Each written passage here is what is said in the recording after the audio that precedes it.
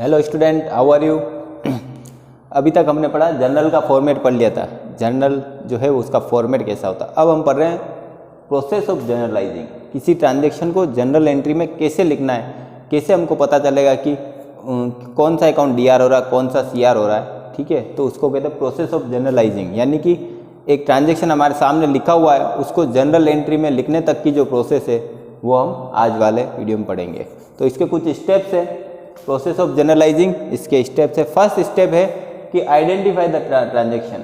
जो ट्रांजैक्शन लिखा हुआ है उसको आइडेंटिफाई करना है आपको कि वो फाइनेंशियल ट्रांजैक्शन है या नहीं, यानी वो रिकॉर्ड होगा या नहीं होगा, ये आइडेंटिफाई करना है। केवल आपको ये आइडेंटिफाई करना है कि उस ट्रांजैक्शन को रिकॉर्ड करना है या नहीं करना है। ठीक है, तो फर्स्ट चीज़ है आइडेंटिफाई द ट्रांजैक्शन। जो ट्रांजैक्शन मनी से रिलेटेड होते हैं, फाइनेंशियल होते हैं, उनको ही रिकॉर्ड करना है, अदरवाइज दूसरे ट्रांजैक्शन को रिकॉर्ड नहीं करना है। ठीक है, फिर अगला है विच अकाउंट आर इफेक्टेड।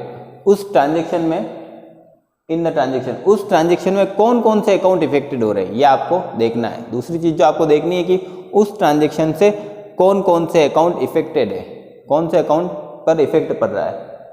ठीक है, फिर थर्ड चीज जो है वो देखनी नेचर ऑफ अकाउंट। जो अकाउंट आपने फाइंड आउट किए कि एक ट्रांजैक्शन में ये अकाउंट इफेक्ट हो रहे हैं, उनकी नेचर कौन सी है।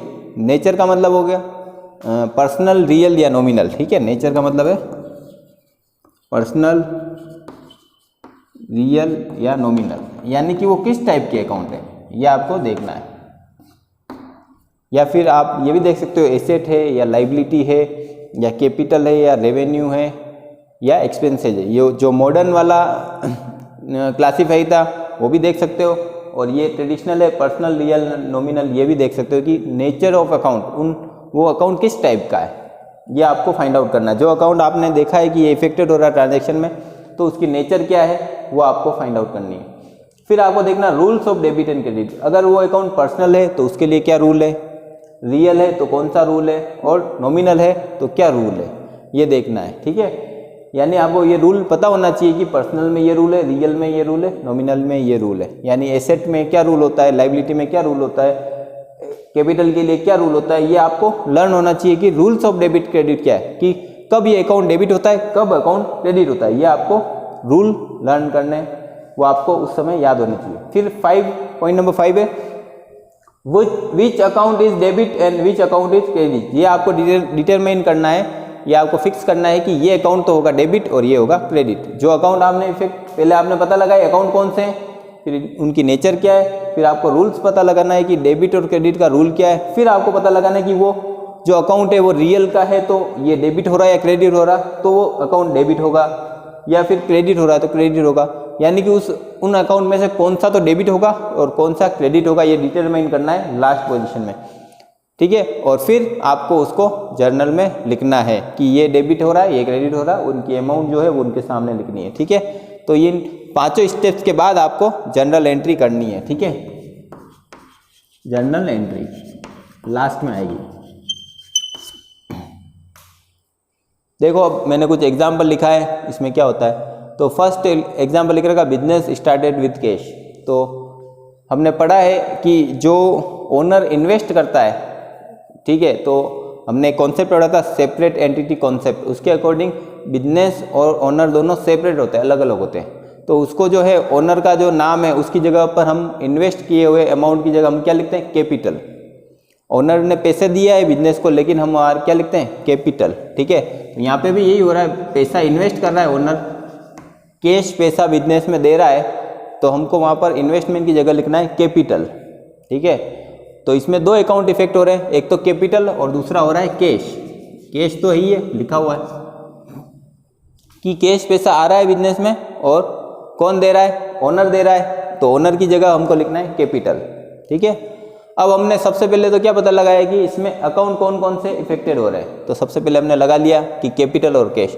अब इनकी नेचर क्या है, तो कैपिटल अगर हम इसमें देखें तो कैपिटल तो होता है पर्सनल और कैश होता है रियल नेचर का। ठीक है, तो दूसरी स्टेप जो है वो हमको देखना है कि वो उनका नेचर कौन सा है। और थर्ड स्टेप है rules of debit and credit. Personal के लिए क्या रूल है कि देने वाले को, पाने वाले को डीआर और देने वाले को सीआर। ठीक है, यानी कि डेबिट द रिसीवर और क्रेडिट द गिवर। और रियल के लिए क्या रूल है, debit what's come in and credit what goes out. जो चीज़ आती है उसको डीआर करो और जाती है तो सीआर करो। अब आपको देखना है पर्सनल में ओनर, कैपिटल यानी ओनर है, तो ओनर हमको पैसा दे रहा है या ले रहा है, यानी कि वो रिसीवर है या गिवर है। तो इसमें ओनर जो है वो बिजनेस में इन्वेस्ट कर रहा है, बिजनेस को दे रहा है, तो वो क्या हो गया, गिवर है। ठीक है, क्या है, गिवर, तो वो सीआर होगा। Debit the receiver and credit the giver, तो गिवर को क्रेडिट करते हैं तो ये सीआर होगा। दूसरी चीज कैश, कैश रियल अकाउंट है, तो रियल अकाउंट के लिए क्या फॉर्मूला है, आता है तो डीआर, जाता है सीआर। तो कैश जो है वो बिजनेस में आ रहा है, ठीक है, तो आ रहा है तो क्या होगा, डीआर। ठीक है, तो इसमें एक अकाउंट होगा डीआर और एक अकाउंट होगा सीआर। अकाउंट एक से ज्यादा, दो से ज्यादा भी हो सकते हैं, लेकिन डीआर और सीआर की जो अमाउंट है वो सेम होगी। ठीक है, हमेशा। अब देखो एक और एग्जांपल है यहाँ पर, मशीन परचेज फॉर कैश। इसमें कौन कौन से अकाउंट इफेक्ट हो रहे हैं, इसमें भी दो अकाउंट इफेक्ट हो रहे हैं, एक तो मशीन और एक कैश। अब मशीन और कैश दो अकाउंट हमने फाइंड आउट कर लिए कि ये इफेक्टेड हो रहे हैं इस ट्रांजेक्शन में। अब नेक्स्ट स्टेप जो है वो है नेचर। इन दोनों का नेचर क्या क्या है, तो दोनों सेम नेचर के हैं, रियल। ठीक है, ये भी रियल है, ये भी रियल है, यानी कि मशीन और कैश दोनों क्या है, रियल नेचर के अकाउंट है। रियल के लिए क्या रूल है, DR, debit what comes in और क्रेडिट व्हाट गोज आउट। ये दोनों एसेट भी है, तो हमने पढ़ा है एसेट में ट्रेडिशनल मॉडर्न जो क्लासिफिकेशन था उसमें क्या पढ़ा कि एसेट बढ़ती है तो डीआर, कम होती है तो सीआर। ठीक है, तो वो भी आप रूल लगा सकते हो। अब मशीन जो है वो रियल अकाउंट है। अब आपको ये देखना वो आ रही है या जा रही, तो मशीन परचेज की है हमने, खरीदी है, तो वो बिजनेस में आएगी। तो जब बिजनेस में आती है तो डीआर, यानी, और अगर एसेट रूल लगाओ तो इंक्रीज होती है तो डीआर। तो ये बढ़ रही है यानी कि बिजनेस में आ रही है तो डीआर होगी। कैश पैसा हमने पेमेंट कर दिया है तो हमारा कम हो गया है, यानी बाहर जा रहा है, डिक्रीज हो रहा है, तो वो सीआर।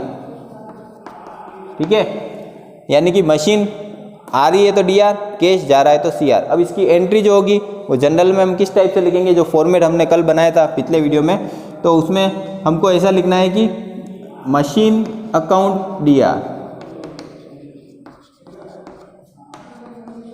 ठीक है, और टू कैश अकाउंट,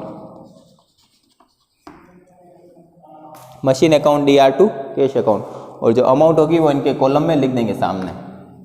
ठीक है, तो इस टाइप से जर्नल एंट्री करनी है। तो रूल्स ये लर्न होने चाहिए, प्रोसेस पूरी लर्न कर लेना कि किस टाइप से क्या होता है। सबसे पहले आइडेंटिफाई करना ट्रांजेक्शन को, फिर कौन कौन से अकाउंट इफेक्ट हो रहे हैं उस ट्रांजेक्शन में ये देखना, उनकी नेचर क्या है, उस नेचर के लिए कौन सा रूल लगाना है डेबिट और क्रेडिट का, और लास्ट में फाइंड आउट करना है कि कौन सा अकाउंट तो डेबिट होगा और कौन सा क्रेडिट होगा।